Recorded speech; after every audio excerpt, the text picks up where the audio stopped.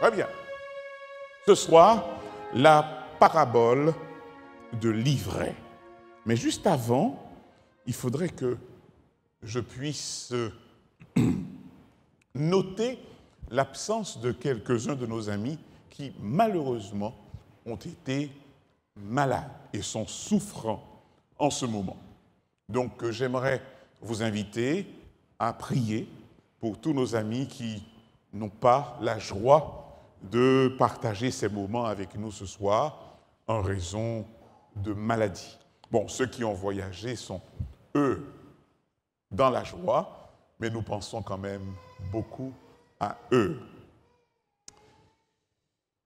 Hier soir, à l'aide de la parabole des deux fils, nous avons compris que Jésus nous invite à travailler dans sa vie. Et que la seule réponse qui vaille, le seul moyen que nous avons pour répondre à son appel, c'est obtempérer sur le champ. Seigneur, me voici. Et là, j'ai paraphrasé une déclaration que l'on connaît bien. Me voici, envoie-moi. Et nous disions que même si vous ressentez en vous cette difficulté à vous soumettre tout de suite, il vaut encore mieux dire, Seigneur, me voici, accomplis en moi ce que tu voudrais que je fasse. Mais sur ta parole, j'agis. Ce soir, la parabole de l'ivraie. Alors, nous aurons certainement, comme chaque soir, à découvrir des notions peut-être nouvelles, des concepts aussi peut-être nouveaux. Cette parabole est particulièrement dense. On ne parviendra certainement pas à tout épuiser ce soir, mais puisque la parole est là, nous aurons la possibilité de continuer à la lire, à la découvrir au fur et à mesure que nous avançons dans notre cheminement avec Dieu. Il faut savoir qu'en Orient, peut-être encore aujourd'hui, parce que j'ai cru comprendre que certaines personnes affectionnaient le fait de rendre visite à certains agriculteurs le soir. J'ai un matin entendu aux nouvelles que malheureusement, un planteur d'ananas s'était vu dans la nuit soulagé d'une tonne d'ananas. Mais je me suis dit, c'est extraordinaire. Pour pouvoir piquer dans un champ d'ananas une tonne d'ananas, il faut être au moins une quinzaine. Mais il faut savoir qu'en Orient, il arrivait parfois qu'on se vengeât de son ennemi en semant dans ses champs de l'ivraie. Alors, je prendrai une semence bien typique, locale. Est-ce qu'il y a des orties ici? Oui, d'accord, c'est comme chez moi. Alors on dira des orties. Vous imaginez? Vous avez une belle plantation et puis là, dans la nuit, on vous distribue. C'était assez fréquent. Bien sûr, c'est une manière de porter préjudice, par jalousie, par méchanceté. Alors, à partir de cette réalité, Jésus propose une parabole. Il leur proposa une autre parabole. Et il dit, le royaume des cieux est semblable à un homme qui a semé une bonne semence dans son champ. Mais pendant que les gens dormaient, son ennemi vint, sema de l'ivraie parmi le blé et s'en alla.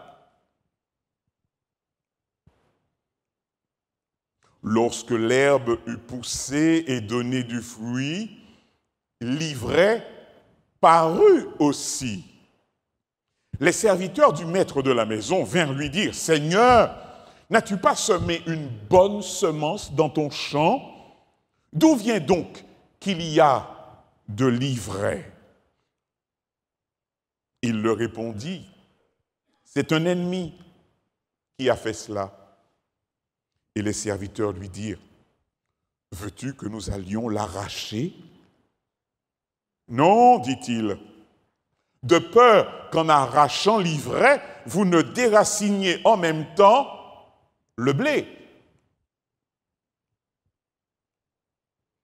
Laissez croître ensemble l'un et l'autre jusqu'à la moisson, et à l'époque de la moisson, je dirai au moissonneur, arrachez d'abord l'ivraie et liez-la en gerbe pour la brûler, mais amassez le blé dans mon grenier. Belle histoire. Belle histoire. Elle te plaît, Jonathan, hein? Je sens cela. Je sens cela. Alors, essayons de la décoder rapidement. Alors, nous avons la bonne semence, le semeur, le blé, l'ennemi, l'ivraie, pour démarrer. Alors, on attaque. La bonne semence, on le sait déjà. Mais bien sûr, ok? Alors, quand on dit les fils et les filles de Dieu, je pense essentiellement au produit, au résultat de la bonne semence. Ok? Le semeur, on le sait, c'est Jésus. Le blé,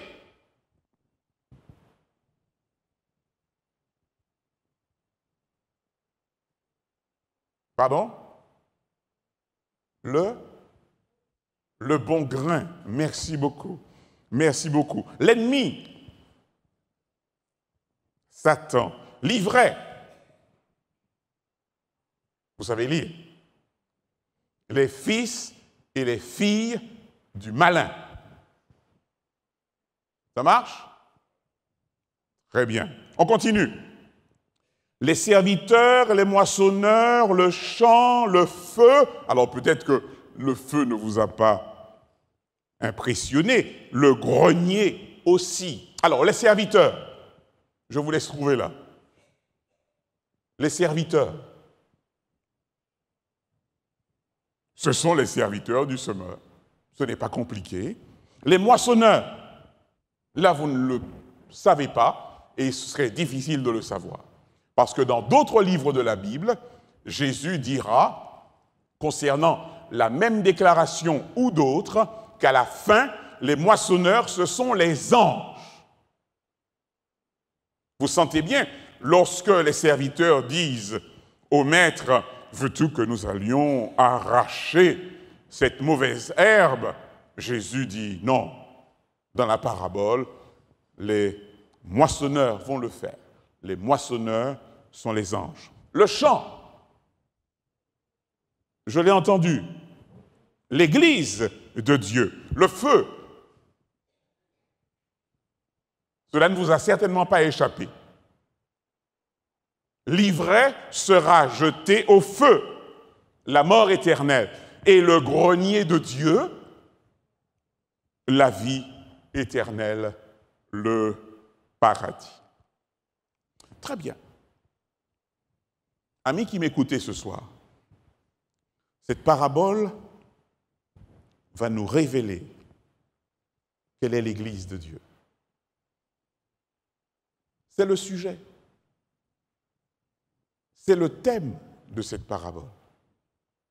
Mais non seulement quelle est la véritable Église de Dieu, mais quel est son fonctionnement, quelle est son autorité, quelle est son influence dans le monde, quel est son rôle dans le salut de l'humanité.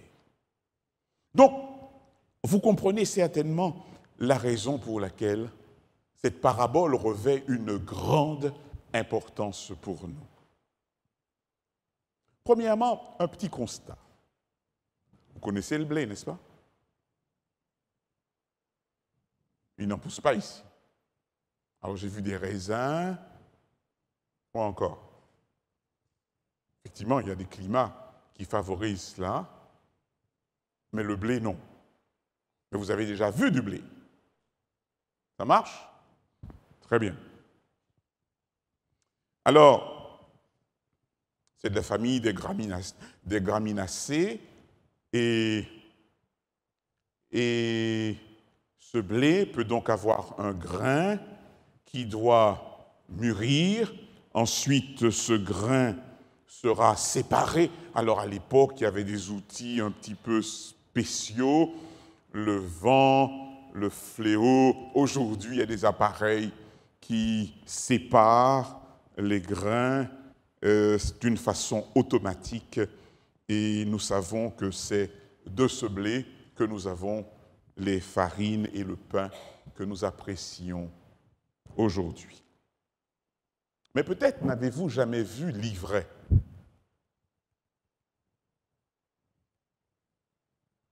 Je vous laisse le temps de bien regarder cette plante. Que constatez-vous? Elle se ressemble. Elle se ressemble. Alors, pour les techniciens, bon, il n'y a pas de comparaison. On sent bien la différence entre les deux gerbes qui sont là devant nous, mais lorsque vous avez un champ de blé, allez distinguer dans ce champ de blé l'ivraie. Or, on sait bien que le mélange avec le bon grain, le mélange de l'ivraie avec le bon grain communique à la farine des qualités malfaisantes. D'ailleurs, le mot ivraie vient de son mot original qui signifie ivresse. Et l'ivraie, en quantité trop importante dans la farine, peut donc provoquer des étourdissements. Et je trouve que l'image que le Seigneur utilise est particulièrement intéressante. La question que nous nous posons ce soir, comment découvrir la véritable Église de Dieu?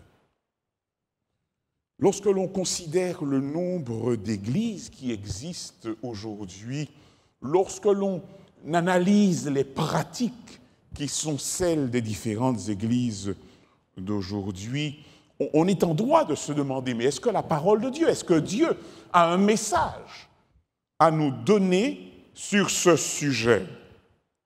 Alors, la soirée ne suffirait pas pour épuiser la liste impressionnante des mouvements des différentes églises avec des concepts tous aussi différents les uns des autres. Et toutes ces églises utilisent souvent le nom de Christ. Je parle là des églises chrétiennes. Dieu a-t-il un message sur cette question? Eh bien, chers amis, à travers cette parabole, le Seigneur, ce soir, va se révéler à nous. Et je loue son nom pour cela. Une petite recommandation avant que nous n'attaquions le texte auquel vous pensez peut-être déjà, puisque je vous disais hier soir que nous ferions aujourd'hui un peu d'exégèse. Je vous en dirai un peu plus tout à l'heure. L'apôtre Paul fait une recommandation intéressante. Je vous exhorte donc, moi, le prisonnier dans le Seigneur, à marcher d'une manière digne de la vocation qui vous a été adressée, en toute humilité et douceur, avec patience, vous supportant les uns les autres avec charité, et soulignez bien cette partie du texte, vous efforçant à conserver l'unité de l'esprit par le lien de la paix. Et voilà la partie du texte que je n'ai pas voulu sortir de son contexte, qui me semble être particulièrement importante. Il y a un seul corps et un seul esprit. Comme aussi vous avez été appelés à une seule espérance par votre vocation. Il y a un seul Seigneur, une seule foi, un seul baptême, un seul Dieu et Père de tous, qui est au-dessus de tous, et parmi tous, et en tous. Mais à chacun de nous, la grâce a été donnée selon la mesure du don de Christ. Je vais maintenant, chers amis, vous permettre de découvrir un texte qui a fait couler beaucoup d'encre. C'est le texte fondateur de l'Église de Dieu. Je vous le lis, mais vous le connaissez certainement. Et moi, je te dis que tu es Pierre, et que sur cette pierre, je bâtirai mon Église, et que les portes du séjour des morts ne prévaudront point contre elle. Vous savez que c'est ce texte qui est donc à l'origine de la fondation de l'Église de Dieu. Et malheureusement, à partir de ce texte, de grandes confusions furent créées, et cela ne date pas d'aujourd'hui. Maintenant, nous irons dans notre démarche, puisque le Seigneur nous donne une histoire, nous irons dans notre démarche directement à la source, et c'est là où nous voulons voir. Alors, j'ai donc repris ce texte, et je voulais transporter ici en grec. Est-ce que quelqu'un pourrait nous le lire? Difficile, difficile.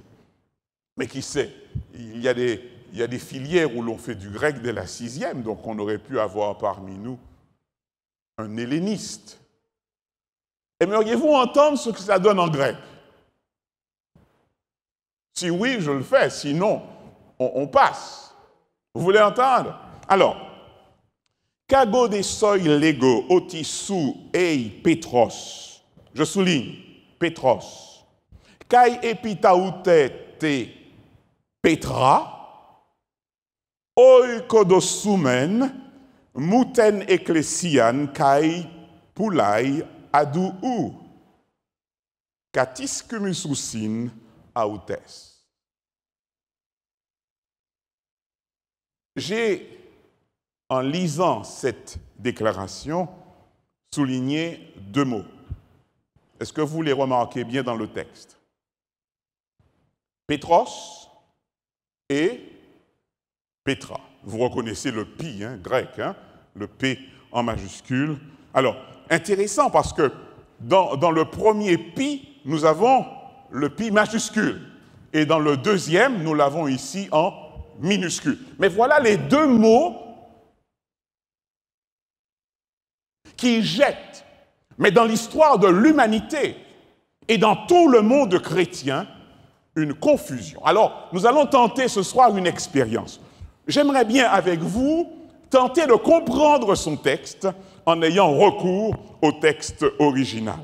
Vous avez donc vu le premier mot qui est Petros. Alors, quelle est la définition du mot Petros? Ce mot Petros signifie pierre.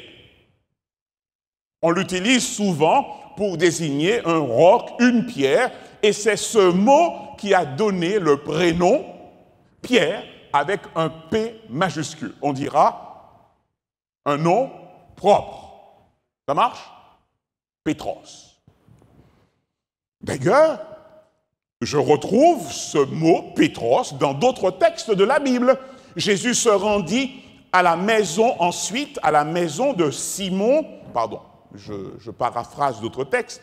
Jésus se rendit ensuite à la maison de Pierre, Petros, dont il vit la belle-mère couchée et ayant la fièvre. Et là, j'ai repris une partie du texte. Alors seulement, du fait que la langue grecque, comme toutes les langues de l'époque, sont à déclinaison, on ne retrouve pas le mot Petros au nominatif, mais conjugué à un autre temps.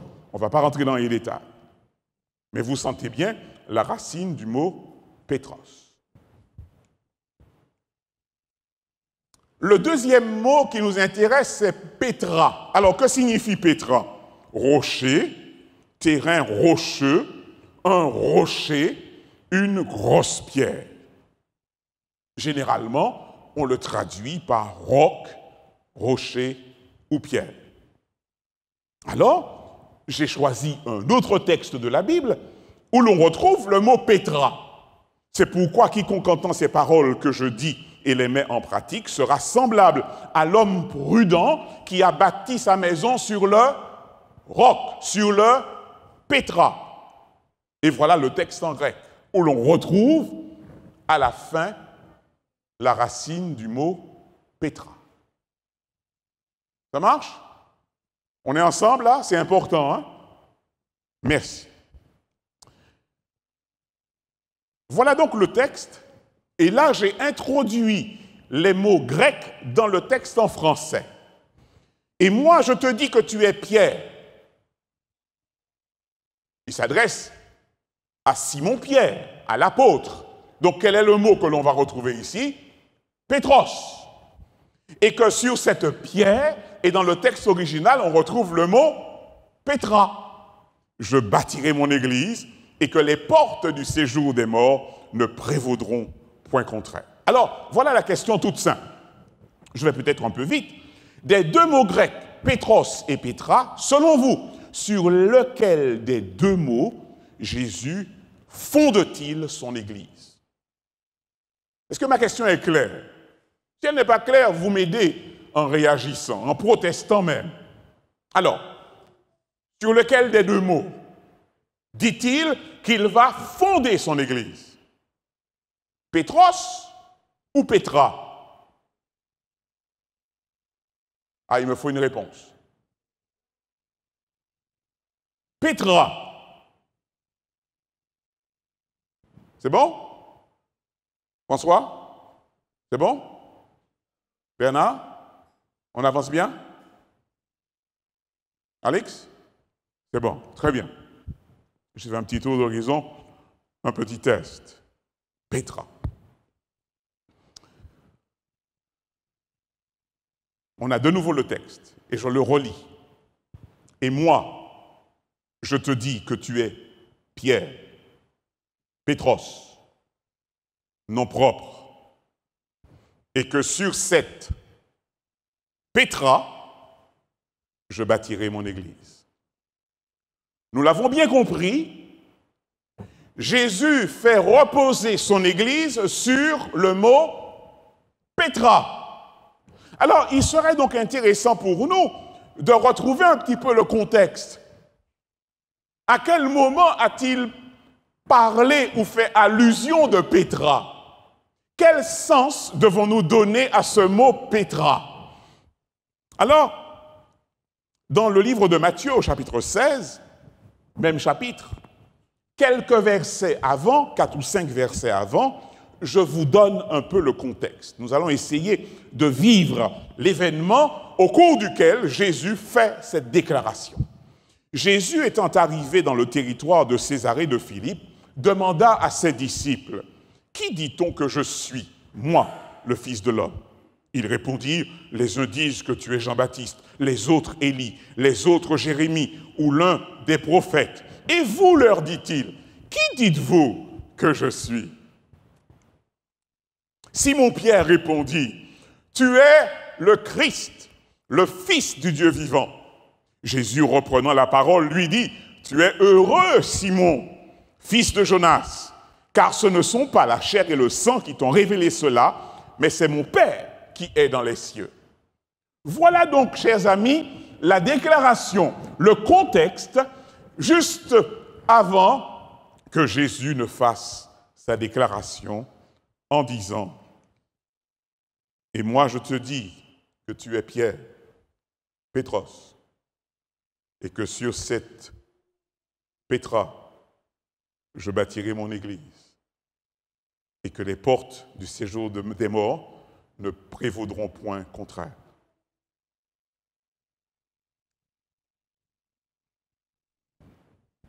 Vous l'avez certainement déjà compris,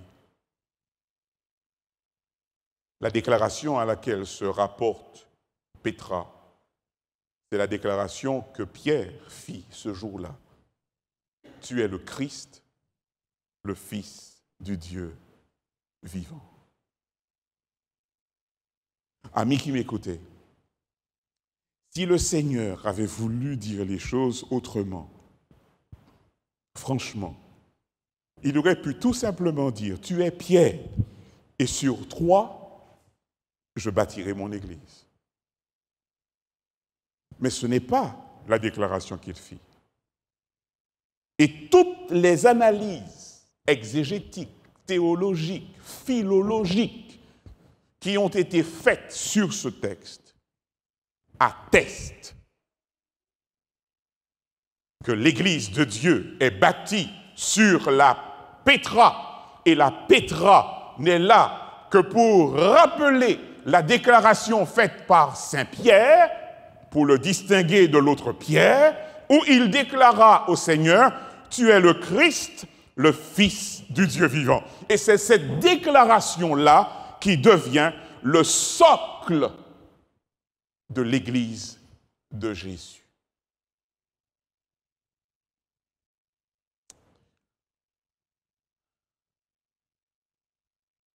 À partir de ce moment, nous sommes en cohérence avec le reste de la parole de Dieu. Il n'y a donc plus de difficulté. Quand je lis par exemple dans 1 Corinthiens 3, verset 11, « Car personne ne peut poser un autre fondement que celui qui a été posé, à savoir qui? Jésus-Christ. Personne. » Vous savez que la Bible n'a pas qu'une seule version. J'ai pris une autre. La Darby, c'est un théologien protestant, version reconnue et admise du monde entier. Mais regardez de quelle manière il traduit ce même texte. « Et moi aussi, je te dis que tu es Pierre, et sur ce roc, je bâtirai mon assemblée. »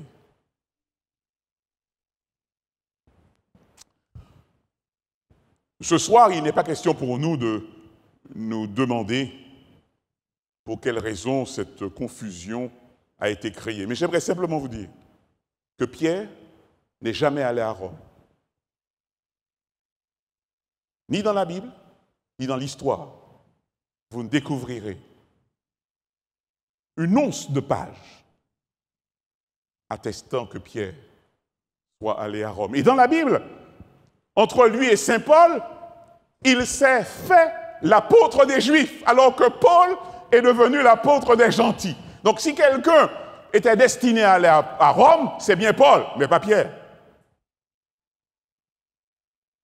Mais l'histoire est ce qu'elle est. Mais continuons à découvrir cette Église. Nous essayons de savoir quel est le rôle que l'Église de Dieu est appelée à jouer. Regardez bien.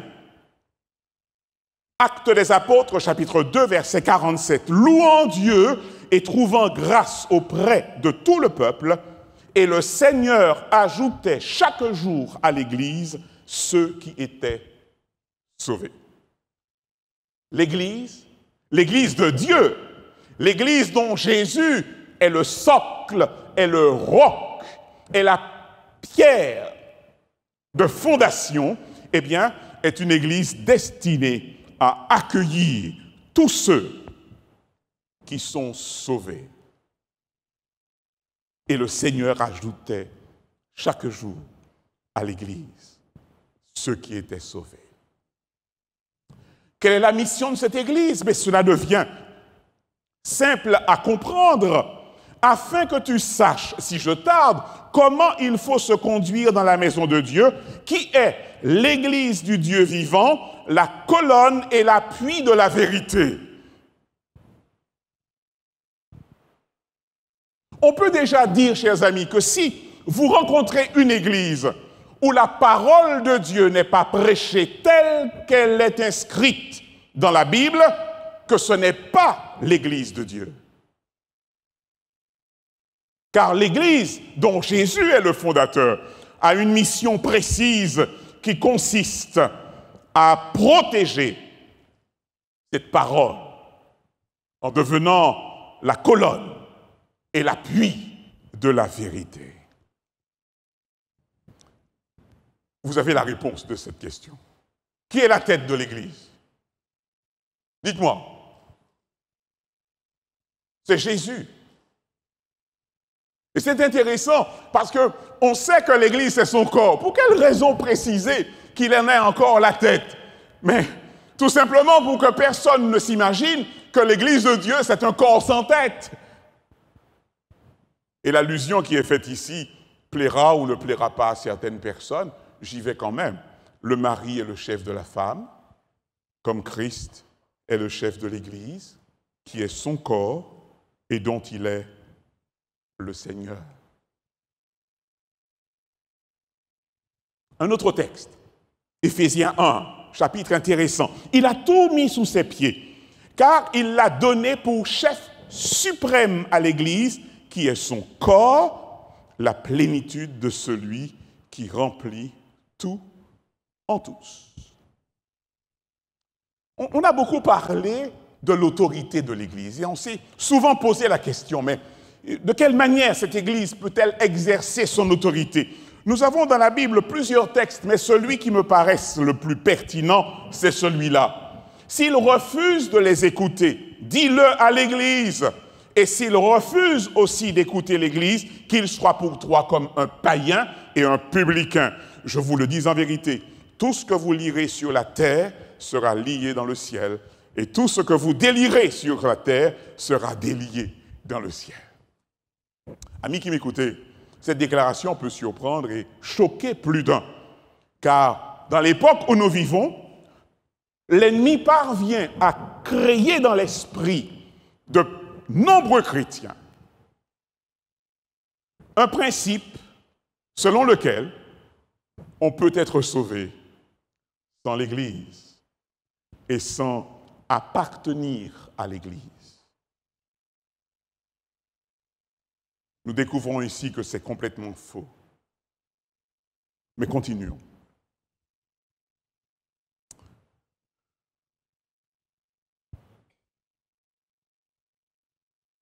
Nous savons que l'ennemi est un adversaire redoutable. Nous l'avons déjà vu, la Bible le compare à un lion rugissant. Et vous devez savoir que lorsque Dieu décida de créer son Église, afin d'éclairer le monde, afin d'évangéliser le monde, qu'est-ce qu'il a fait, le diable? Il a mis le monde dans l'Église. C'est de bonne guerre.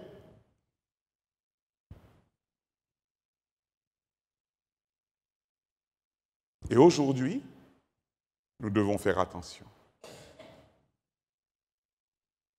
Parce que l'ivraie et le bon grain poussent ensemble. Et nous devons être attentifs. Alors, l'apôtre Paul dira dans 1 Corinthiens 8, et vous avez déjà vu les mots par lesquels cette déclaration commence, prenez garde. Prenez garde toutefois que votre liberté ne devienne une pierre d'achoppement pour les faibles. Et là, je vais aborder une question très, très sensible et délicate. Et je préfère lire, car ces mots ont beaucoup plus de puissance que mes arguments. Écoutez bien cela. Si quelqu'un te voit, toi, qui as de la connaissance, assis à table dans un temple d'idoles, sa conscience à lui qui est faible ne le portera-t-elle pas à manger des viandes sacrifiées aux idoles? Je prends un autre exemple. Si quelqu'un me voit, moi, Jean-Claude, je prends un exemple banal, en train de jouer à quoi? Donnez-moi un exemple. Oh, c'est trop banal. C'est trop banal. C'est encore gentil. Casino, voilà. Là, c'est... Si quelqu'un te voit, Jean-Claude, jouer au casino, sa conscience à lui qui est comment? Faible. Ne le portera-t-elle pas à jouer lui aussi au casino? Dites-moi. Bien sûr. Alors, le faible périra par ta connaissance. Le frère pour lequel Jésus, le Christ, est mort. En péchant de la sorte contre les frères. Et en blessant leur conscience faible, vous péchez contre Christ.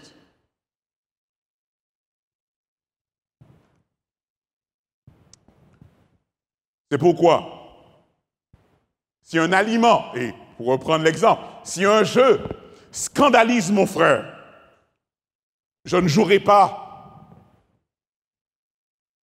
afin de ne pas scandaliser mon frère. Chers amis, quand je vous dis que nous devons véritablement faire attention, et quand la Bible nous dit prendre garde, c'est parce que l'ivraie pousse en même temps que le beau grain dans l'Église de Dieu. Et il n'est pas rare d'entendre des chrétiens, par exemple, dire « Ah, je fais ce que je veux, je porte ce que je veux, c'est le cœur qui compte. » Et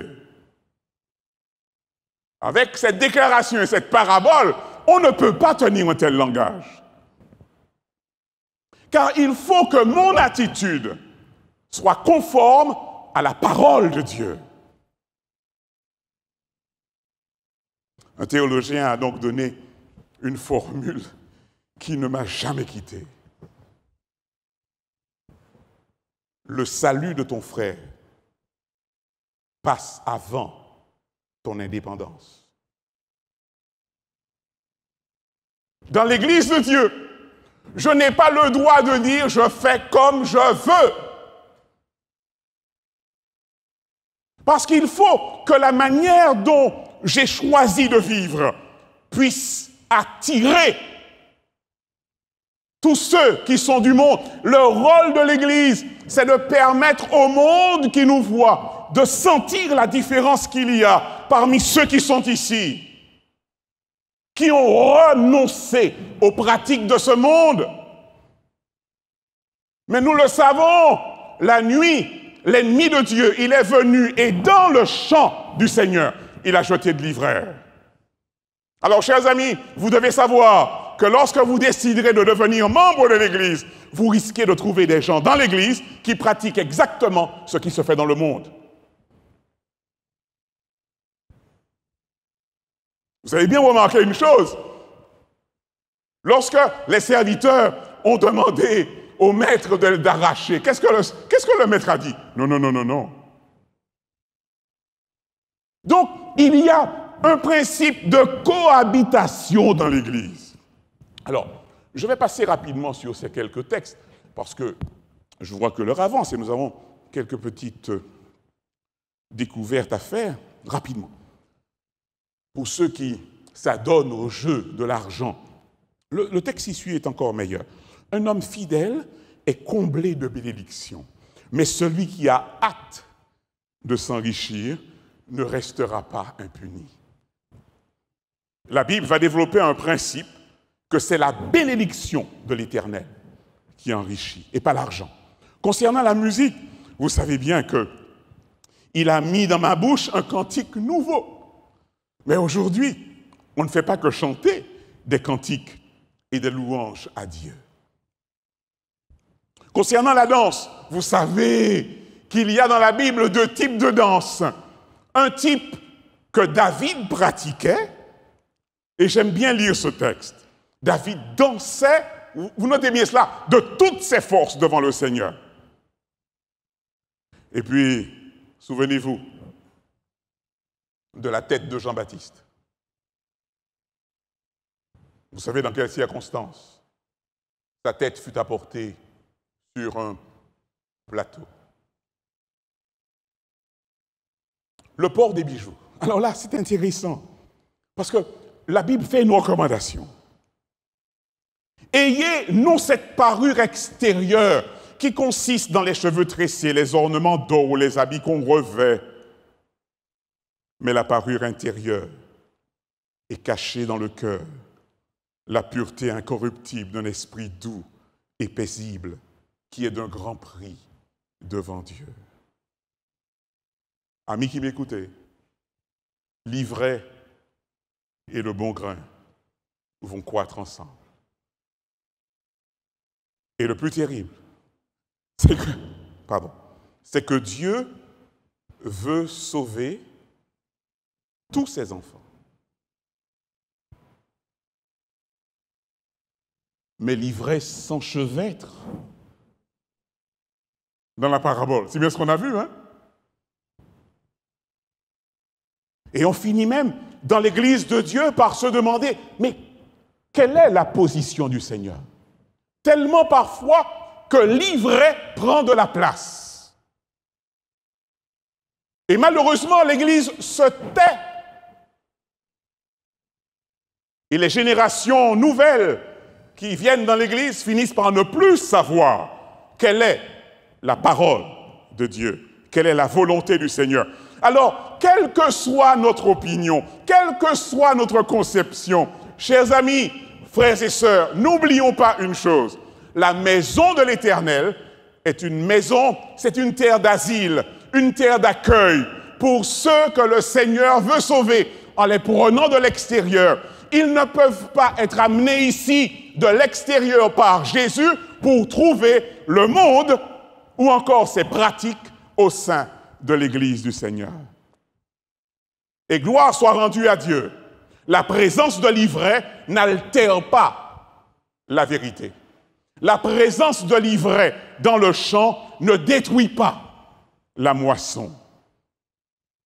Alors, ne faites rien par esprit de parti ou par vaine gloire. C'est une recommandation, mais que l'humilité vous fasse regarder les autres comme étant au-dessus de vous-même.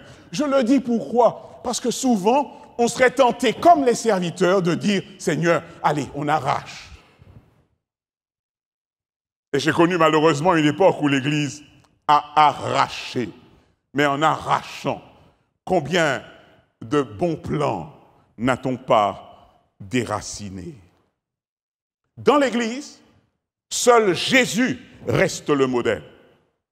Dans l'Église, seul le maître fondateur de cette Église reste le modèle. Alors, vous pourriez vous demander, mais pour quelle raison Dieu laisse cohabiter ensemble l'ivraie et le bon grain? Parce qu'il souhaite, si Bernard c'est un bon blé, il souhaite que l'amour et la charité de Bernard parviendra à me transformer qui suis un brin d'ivraie. Donc le Seigneur te dit, Bernard, ne me rejette pas. Aime-moi. Pratique envers moi cette charité. Mais une chose est sûre, chers amis, c'est que la confusion disparaîtra progressivement. Pour l'instant, l'ivraie bénéficie de tous les avantages de notre Seigneur Jésus-Christ. Mais au fur et à mesure que le champ blanchit, que les épis se courbent et qu'ils sont bien pleins, l'ivraie apparaîtra. Et quand l'ivraie apparaîtra, cela signifie que l'heure de la moisson sera bientôt là. Je crois qu'il est largement temps que nous découvrions cette carte d'identité de la véritable Église. Nous avons déjà fait un large survol et ce sera peut-être notre dernier texte. C'est le plus percutant. Et le dragon fut irrité contre la femme. Vous vous rappelez de Genèse 3,15? Je mettrai une inimitié entre toi et la femme.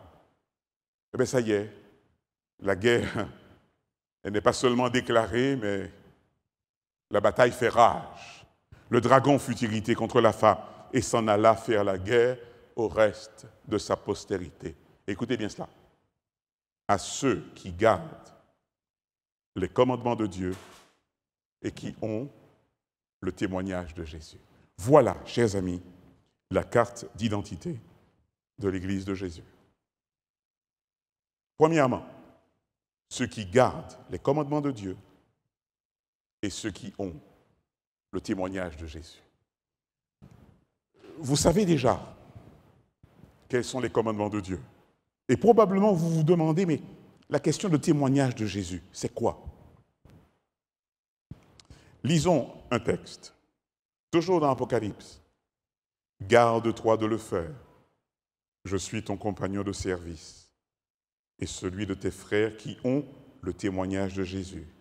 Adore Dieu, car le témoignage de Jésus est l'esprit de la prophétie.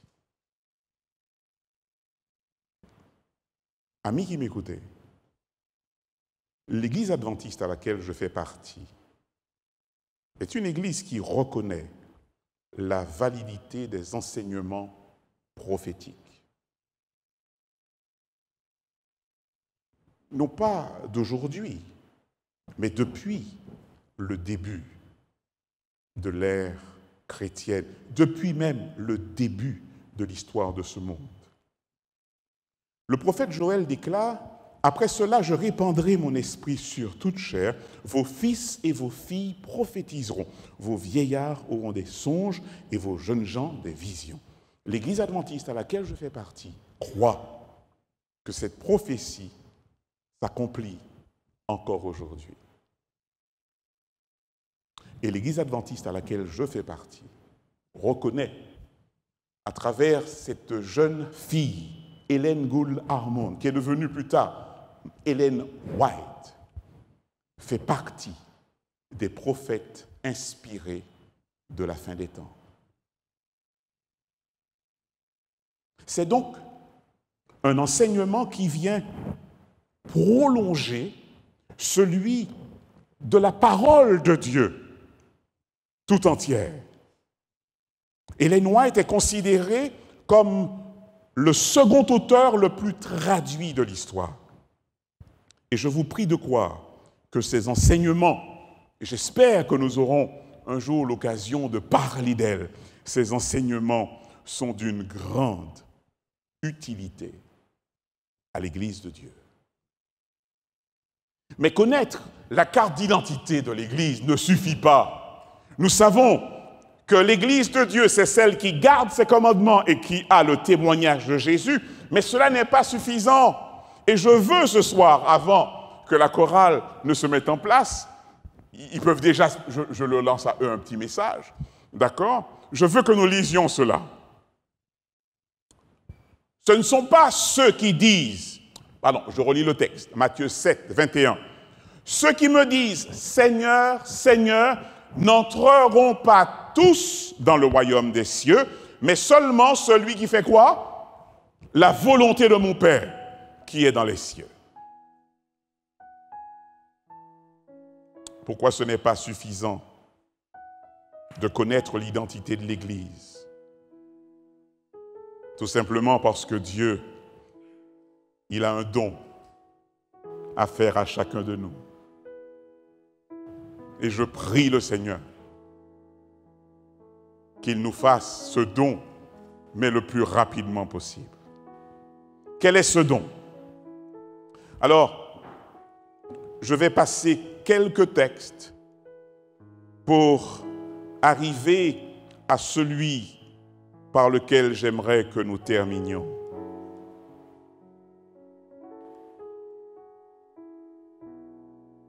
Lisons-le intégralement.